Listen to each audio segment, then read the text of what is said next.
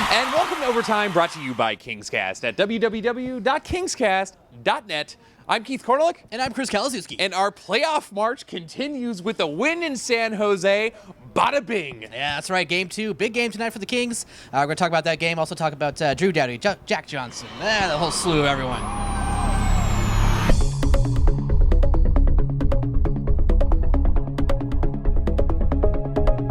That's right, game 2. Yes. Yeah, awesome game tonight. Definitely. We took a look after the game 1, and there was a questionable hit that Jarrett Stoll had.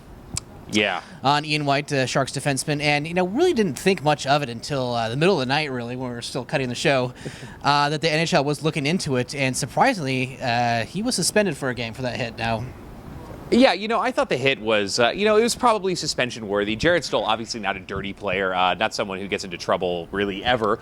Suspended 1 game. Now, the Los Angeles Kings, rather than calling up Braden Shen, which they could have for 1 game without burning a contract, decided to call up John Zeiler.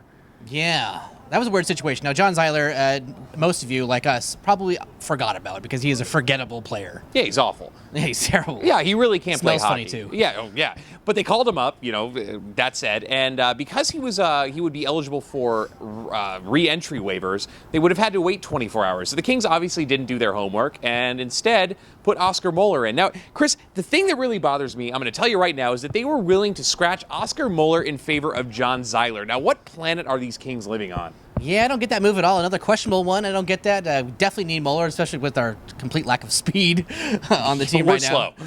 Very slow. So, interesting enough, we're out with Stoll. Things are looking kind of crazy because it's like we've already lost enough offensively. And the first big question was, who the hell's going to win all the faceoffs?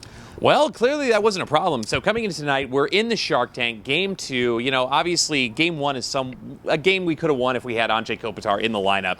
But this game 2, not a lot of confidence going in. But, the Kings tonight came out and played like an NHL team that was not missing their first-line center. Yeah, let's first talk about the power play. Now, the power play awful was an issue all season long, up in the 20s, ranked most of the season. Yep. And what do you know? Get that huge power play goal right away from Jack Johnson, Ryan Smith screening. Fantastic. And this is exactly what the Kings need if they're going to have any chance of winning a game in this series, let alone the series itself. All right, Kings fans, what's up? It's end of the first period. I'm a little distracted because I just saw a commercial with Kim Kardashian, which is really hot, but 2-0 Kings at the end of the first. Goals by Jack Johnson. First goal since he signed that contract. And Drew Doughty. Absolutely huge. I like our chances. I'm saying 4-0 Los Angeles Kings. Book it, baby. We talked about people that need to step it up. That's Jack Johnson and Drew Doughty. Now, Jack Johnson scored his first goal since signing his big fat contract. Not a bad time to actually score that goal, which is very, very good. But, the Kings ended up going 3 for 9 on the power play tonight. Now, we had been big, huge proponents of fire Compan. We're going to take that off the table temporarily. Just take it off. For now, yeah, power play definitely stepping up at the right time. And talk about the defenseman scoring. This is what we need all along. We could have used this all season, but made it happen tonight. And going into the second period, another chippy second period. Let's talk about the defense of the Kings. Playing fantastic. Quick just had a great time. He was seeing all the pucks all night. I don't think all game there was really a great scoring chance for San Jose. Neither do I. Go back to game 1. Quick made 42 saves. Obviously, the first goal or two was a little bit shaky, but really stood on his head for most of the game. It could have been, 6-2 for all we know. Tonight, he wasn't as spectacular, not because he's not a great goaltender, but because the defense really, they circled the wagons and figured out a way to get it done. And, Jonathan Quick, of course, was able to make those saves. Yep. Great night for him, and we look at this guy, and you kind of forget about Bernier. In the offseason, we talked about, Bernier's taking over. I think we even said that at some point last season, but Jonathan Quick really does seem like he's the guy who's going to take the Kings to the next level. He's proven himself. First shutout since 2002. Obviously, they didn't make the playoffs for a huge chunk of that time. Well, yeah. Still, big shutout for the Kings. Yeah, Jonathan Quick, huge, really is becoming, to me, the Kings goaltender of the present and of the future. Still got to respect Jonathan Bernier, but Jonathan Quick is really the MVP of this team. No doubt about it. All right, Kings fans, so it is the end of the second, and it is 3-0 Kings. Very surprising, shocking, but incredible. I'm a little worried, though, because if Dustin Penner scores, the world might explode.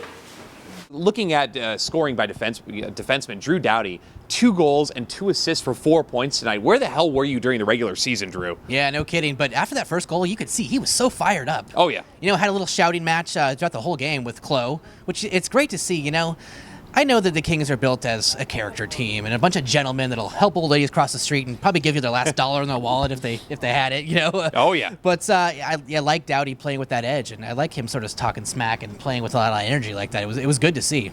It was. Brad Richardson, another guy who the whole team, Chris, really stepped it up. At first we were just talking about Dustin Brown and a couple of other guys doing it, but the whole team just made such a great effort tonight. Trevor Lewis, Brad Richardson really contributing. Dustin Penner did not look as fat and sloppy as he had been. Obviously did not contribute on the score sheet, but this is the kind of play we're going to need going to the playoffs. I know we predicted Sharks in 5. We pretty much still are. Maybe Sharks in 6, but... Yeah, you're not going crazy right now and saying the Kings we're not thinking about second-round opponents just yet.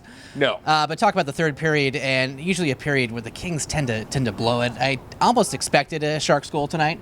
At some point, that their backs are against the wall. They're at home in game 2. They're going to score a goal, but no, they held on. And talk about the killer was Kyle Clifford taking out the trash tonight and just taking it home, getting his first playoff goal. Great goal by Kyle Clifford. This is a guy that could deserve it more. He's played hard all season. Really fought his way onto the team, and just a nice goal by him. But you got to give credit to Brad Richardson as well. I don't really know, Chris, if this is a case of the San Jose Sharks not taking the Kings seriously, although they should have after game 1 because we took it to overtime, or if they just choke. But I'm liking our chances, and I really thought with Kopitar we probably could have won this series. I don't know. It's.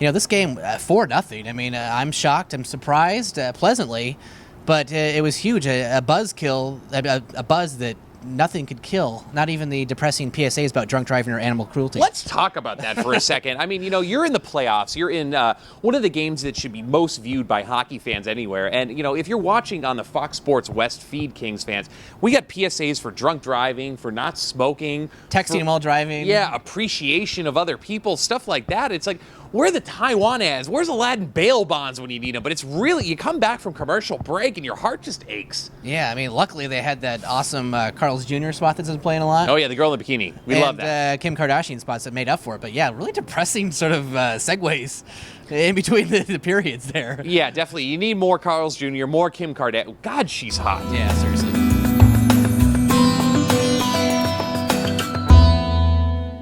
Tonight, I mean, you can't help but think that this roster is capable of pulling out the series. I mean, coupled with San Jose's, reputation for choking in the playoffs. I mean, how many Pacific Division titles have they won? How many times have they dominated during the regular season and then just folded during the playoffs? I mean, we might be seeing that again. Power play coming through. Jack Johnson, Drew Doughty, unbelievable tonight. I was harping on a conservative defense, and they gave me the complete opposite. So, Game 3 taking place at Staples Center on Tuesday, and I hate to say it, I am actually not going to be there. I'm going to be on vacation. Yep. Kind of blows. But the show will go on. Yep. Dr. KingsCast, our regular fill-in, will be back with myself filling in, and I expect the energy to be electric, like it was last year at Game 3. Yeah. Very, very exciting. For those of you who are going to be there, go early. It's such an exciting time to be there, and I think we're split on Game 3. I think the Kings are going to be pumped up, and I think they're going to take Game 3. I think it's going to be a close game. I think the Sharks have it. So, we'll see what happens there. But, definitely go Kings. It's great to see them actually stepping up. Hopefully they can win a couple of more. So, stay tuned. I'm Keith Kornelek. And I'm Chris Kalazewski. Thank you for watching Overtime by KingsCast.